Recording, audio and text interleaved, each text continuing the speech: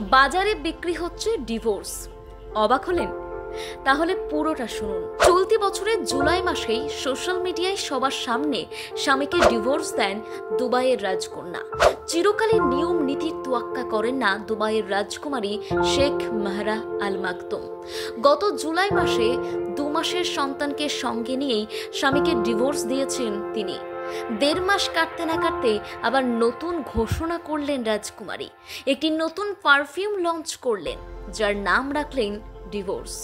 একটু অদ্ভুত লাগছে, তাই না? গত জুলাইয়ে 2 মাসের সন্তানকে নিয়ে সোশ্যাল মিডিয়ায় একটি পোস্ট করে তিনি লিখেছিলেন, প্রিয় স্বামী, তুমি তো অন্য সঙ্গীদের সঙ্গে ব্যস্ত রয়েছ, তাই বিবাহ বিচ্ছেদের ঘোষণা করলাম আমি। তোমাকে ডিভোর্স দিলাম, তোমাকে ডিভোর্স দিলাম, তোমাকে ডিভোর্স দিলাম। তোমার প্রাক্তন স্ত্রী।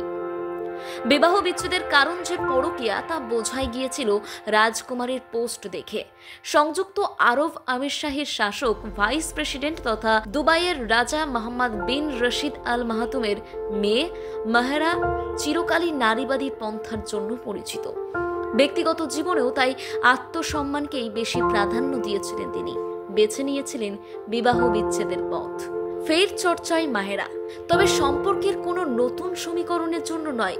তার প্রসাধনী সংস্থা মাহেরা M1 তৈরি করেছে একটি নতুন সুগন্ধি, যার নাম ডিভোর্স।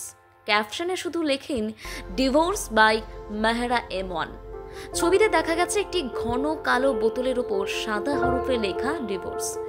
খুব শীঘ্রই আসতে চলেছে এই সুগন্ধি, যদিও দামের বিষয়ে এখনো কিছু জানা যায়নি। রাজকুমারীর ছবি পোস্ট করার কায়দা দেখে তার বুদ্ধির তারিফ করেছেন অনেকেই।